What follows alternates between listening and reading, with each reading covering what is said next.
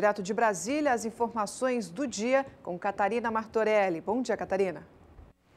Olá, bom dia a todos. Está instalada a primeira comissão responsável por discutir a reforma da Previdência na Câmara dos Deputados. A Comissão de Constituição e Justiça, a mais importante da Câmara, vai ter que analisar se a proposta do governo está de acordo com a Constituição. A estimativa do presidente da Casa, Rodrigo Maia, é que a comissão vote o texto entre os dias 27 e 28 deste mês. E o deputado Fausto Pinato é o novo presidente da Comissão de Agricultura da Câmara dos Deputados. Ele é do Progressista de São Paulo. Ele disse que quer diálogo aberto com as associações de produtores e com a bancada ruralista. Contem com o meu empenho.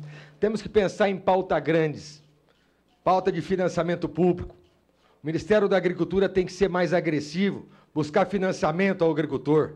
Nós exportamos milhões e milhões para a China e para diversos países, mas temos condições e competência de exportar ainda mais, para que, sem dúvida, possamos assumir a identidade de ser o grande celeiro do mundo nesse país. Mas, para isso, precisamos valorizar o pequeno, o médio e o grande agricultor. E agora pela manhã tem Câmara Temática de Agricultura Orgânica na sede do Ministério da Agricultura aqui em Brasília. Da capital federal, Catarina Martorelli. Indústrias exportadoras de madeiras encontraram inconsistências na nova lei do FETAB, o Fundo de Transporte e Habitação, o que pode prejudicar o setor florestal. Vamos acompanhar mais informações sobre este assunto com o Valdir Pacheco. A diretoria do Centro das Indústrias Produtoras e Exportadoras de Madeira de Mato Grosso, CIPEM, se reuniu recentemente em Cuiabá para discutir assuntos relacionados ao setor. Entre os temas, foi debatido a lei aprovada este ano pela Assembleia Legislativa, que alterou as regras do Fundo de Transporte e Habitação FETAB. De acordo com a assessoria de imprensa do CIPEM, o entendimento da diretoria é de que a legislação possui inconsistências que podem prejudicar o setor florestal e também os cofres públicos. A principal delas diz respeito à redação de alguns pontos que descrevem os produtos florestais sobre os quais incidirá a cobrança. Em alguns, há entendimento de bitributação, enquanto que em outros de isenção. O objetivo é tornar a cobrança justa para todas as operações. De acordo com a publicação, também há uma preocupação com a chamada triangulação da produção. Sobre o assunto, o CIPEM informou que fará um resumo explicativo que será enviado aos associados com o objetivo de evitar possíveis transtornos com o fisco. Durante a reunião, os membros da diretoria também informaram que estão acompanhando, ao lado da Federação das Indústrias do Estado de Mato Grosso, a discussão da proposta de reforma tributária feita pelo governo estadual.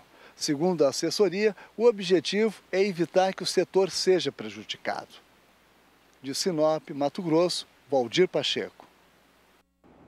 Bom, e agora o nosso assunto é fruticultura. Com informações do boletim Hortifruti do CPEA, o repórter Gustavo D'Angelo traz agora um balanço do cenário para algumas das principais frutas produzidas no estado de São Paulo. Vamos ver. Eu começo falando da laranja. Com o período de carnaval, a demanda pela fruta ficou limitada nos últimos dias. Do lado da oferta, chuvas registradas no estado paulista comprometeram ainda mais a qualidade, principalmente de variedades tardias, reduzindo o volume disponível no mercado de mesa. No caso da lima ácida Tahiti, as chuvas acabaram acelerando o crescimento dos frutos nas árvores, sendo necessário o aumento do ritmo de colheita em dias de clima mais firme. Esse cenário, aliado à redução dos preços oferecidos no segmento industrial, manteve um maior volume disponível no mercado, pressionando as cotações. Agora a situação da banana. O cenário de queda nas vendas, normal para a época de carnaval, se manteve neste ano. E apesar da menor oferta, os preços não subiram. Para a banana nanica, por exemplo, houve manutenção no preço no atacado de São Paulo. Vale lembrar que essa variedade apresentou uma janela de oferta nos últimos meses, devido às altas temperaturas que adiantaram a safra, e por isso seguiu valorizada.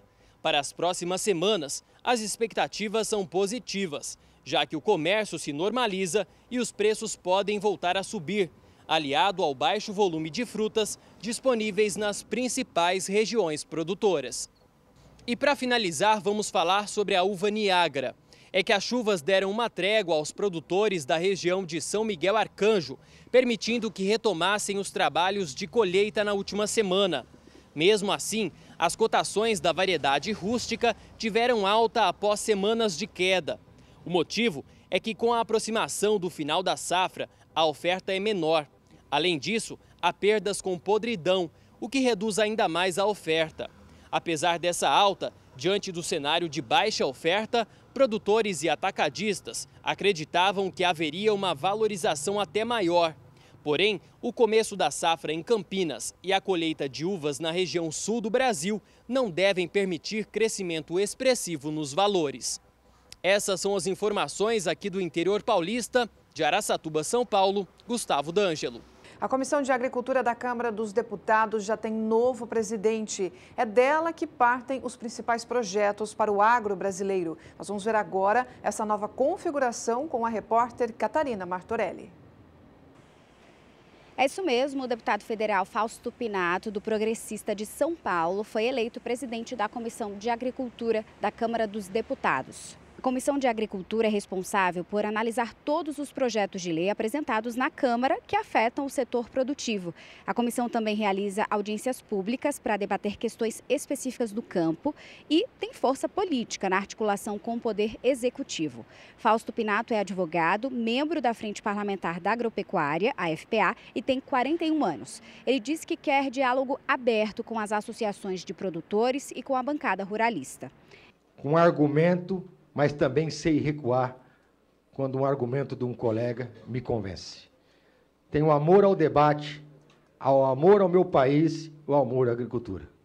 Hoje, eu tenho 2 avós, um era mecânico de trator, outro era agropecuarista. Infelizmente, os 2 não estão aqui para ver, mas com certeza seria um momento de muito orgulho para esses 2 avós meus, me ver um cara do interior do estado de São Paulo ser presidente de uma das maiores e belas comissões da agricultura. E o deputado Sérgio Souza, do MDB do Paraná, que é o atual vice-presidente da Frente Parlamentar da Agropecuária, foi eleito presidente da Comissão de Finanças e Tributação da Câmara dos Deputados. De Brasília, Catarina Martorelli. Discussões sobre a carne produzida em laboratório têm gerado polêmica. O propósito é produzir carne a partir de células do próprio animal. Mas será que o mercado vai absorver tudo isso? Bem, tudo isso? É o que nós vamos ver na reportagem da Kylie Rodrigues.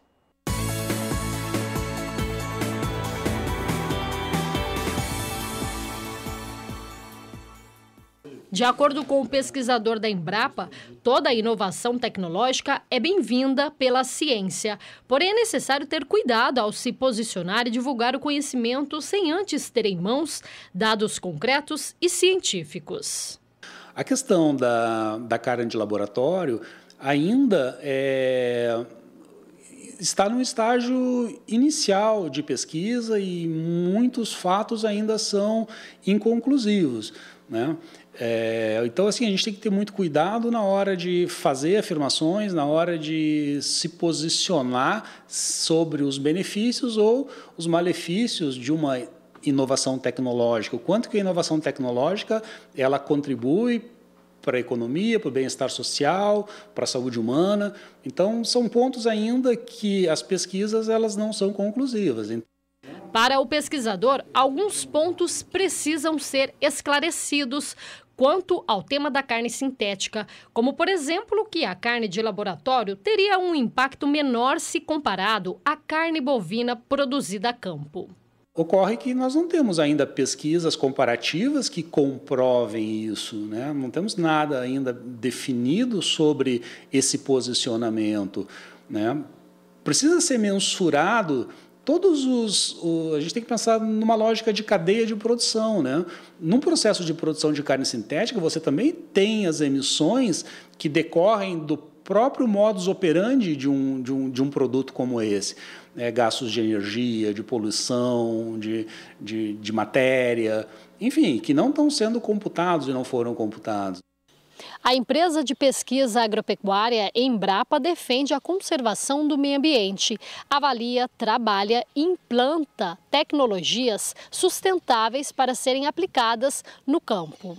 Dados da Organização das Nações Unidas para a Alimentação e Agricultura, FAO, mostram que a demanda por carne deve aumentar no futuro. Mas o que fazer para ter a proteína animal na mesa do consumidor?